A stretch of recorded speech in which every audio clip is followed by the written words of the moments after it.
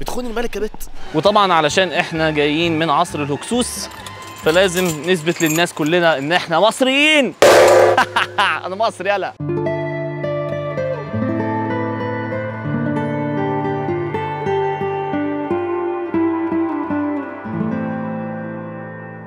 اهلا بيكم يا جماعه في حلقات هستكشف المانيا معاكم. هروح اجيب واحد جديد حبيبنا اسمه كريم، شاب شكله لطيف قوي، لسه اول مره هنتقابل انا وهو.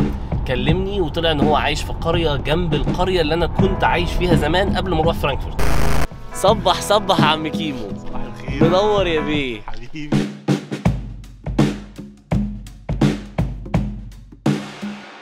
قصر هايدلبرج اجمد حاجه ممكن تعملها في هايدلبرج. يعني من الاخر لو رايح المانيا تروح على فين يا عم كيمو؟ تطلع على الهايدلبرج كاسل على طول. خش لنا اصلا على ويكيبيديا ده، جيب لنا قرار القصر ده لو سمحت. خش على ويكيبيديا. احنا عايزين نعرف اصل مين ابن اللعيبه اللي كان عايش هنا. احنا نعرف الناس القلعه دي بيعملوا فيها ايه. بص يا جماعه، القلعه دي اتبنت في 1294. ده كان اول هيكل ليها، لان هي اتضربت تقريبا 3 مرات. اول حاجه اتضربت من الجيش الفرنسي، بس ما كانش فيها ملك او حد عايش فيها صح؟ لسه ما وصلناش. ما عرفناش المعلومه دي لسه. المعلومه دي لسه ما جاتش عندنا، بس اكيد في وش واحد قاعد فيها لان منظرها. بيقول لك كانت اوقات ظلام في المستقبل تم نهبها وحرقها من الجيش الفرنسي عام 1689، وتم ضربها البرق ضربها مرتين بعد 100 سنه في 1764. والله يا عم كريم انت عامل شغل فنادق. الله عليك وعلى سيرشاتك يا عم الحاج. وقال للناس كلام زي العسل. قول بقى الكلام التاني الحلو اللي انت قلته ده. احنا جبنا معلومات تانية. اول حاجه ان هي اتاسست على ايد الامير اسمه روبرت شاتل الثالث، دوت اول واحد اسسها. وتم بناء القلعه منذ حوالي 600 سنه، ممكن اكتر تقريبا. وبالرغم ان هي تعرضت لاضرار كتير، بيقولوا ان هي اتضربت كتير، بالرغم من كده هي ستيل لسه في اجزاء طبعا كبيره زي ما انتم شايفين في الفيديوز. هي شكلها عامل ازاي بعد ما اتضربت اكتر من مره. يا ابني انت مستقبلك على اليوتيوب بعدين والله يا ابني. احنا هنعزل ونديك الاشاره. تلاقي الملكه بقى كانت بتتمشى هنا ولا حاجه مع الواد الجنايني عشان تخون الملك. بتخون الملكه بت.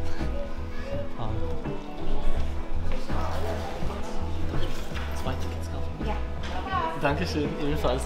يا جماعه التيكت الواحده عامله 9 يورو. ان شاء الله. ست متكيفه قوي على فكره ان انا بتكلم معاها وبصور يعني بس هي خايفه تطلع في الكاميرا.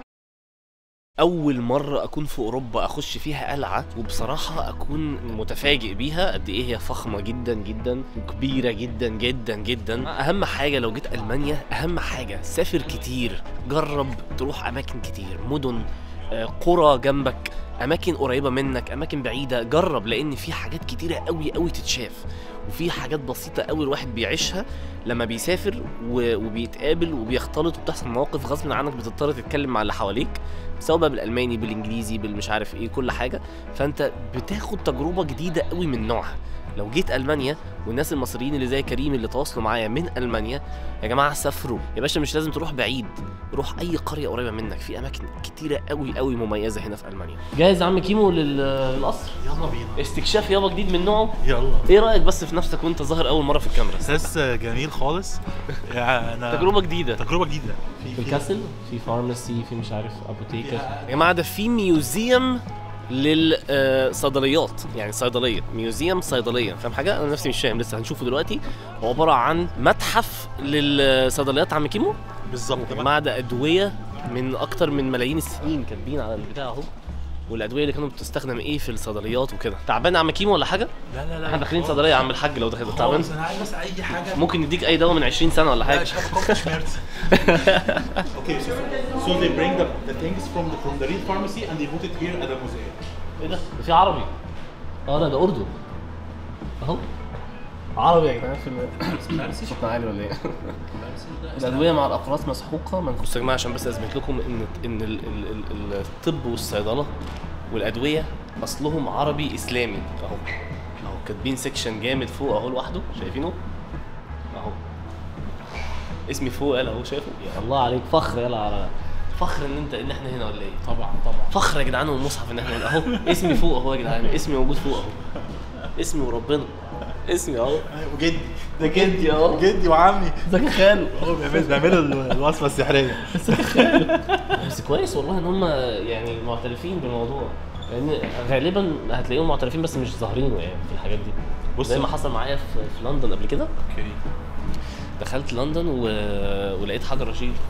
شكل الصيدليه زمان كان كده في القرون الوسطى زمان، دي كانت شكل الصيدليه. وده المتحف ده اصلا كان في ميونخ، وبعد الحرب اتنقل جابوه هنا في الشلوس في القلعه في هايدلبرج. وده ضامن كل التاريخ بتاع الميديسين عامه او الصيدليات اللي كانت في العصور القديمه والوسطى. يا جماعه ده منظر الصيدليات زمان اهي، والاماكن اللي كانوا بيحطوا فيها ادويه، حاطين بس اكزامبلز كده، مناظر شكلها كان عامل ازاي يعني. كل تفصيله جايبينها لك فاهم، بالفسفوسه بتاعتها، بكل اللي جابها يمين وشمالها. ده حقيقي، مش سايبين فعلا التفصيله يعني، جايبين لك كل الادويه بجد. حاطين اعشاب، اللي هو انا مش عامل لك متحف كده اي كلام، لا انا عامل لك متحف بتفصيل ابوه اللي خلفوه ايه رايك يا اسطى في الموضوع ده؟ لا ايه انطباعك في المتحف؟ اكتشفت دلوقتي ان هم لامين كل الصيدليات من العصور المختلفه وحاطين كل الاكزامبلز ليه. يعني الكروكوديلا ده بيعمل ايه؟ السنه ده ايه ده بيعمل ده جايبين لك تفاصيل. انت تخش على كل واحد يقول لك ده ايه يعني. بص تقوم هانت اي مش عارف ايه هنا التمساح متعلق اهو، يقول لك تفاصيله بقى ليه معلم ده هانت كده. مش بيهزروا يعني، فعلا المتاحف بتاعه الالمان تفاصيلها في تفاصيل الفسفوسه بجد.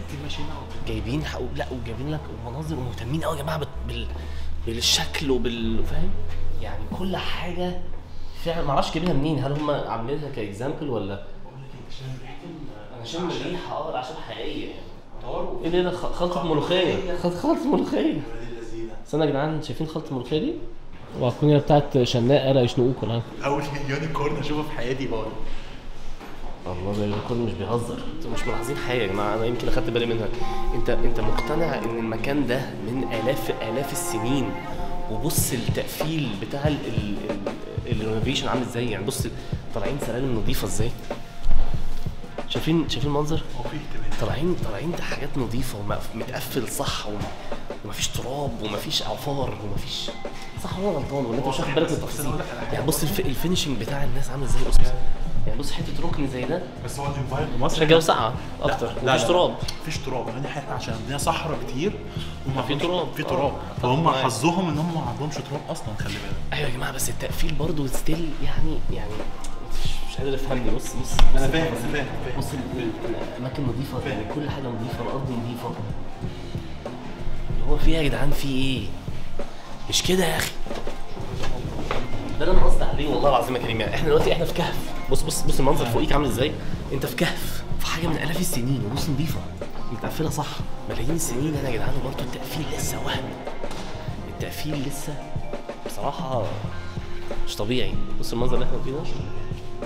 هو المكان هنا لامم عصور مختلفة، لامم المجال الطبي والميديسين والصيدلة، هي صيدليات والحاجات اللي بيعملوا بيها كيميكالز من زمان،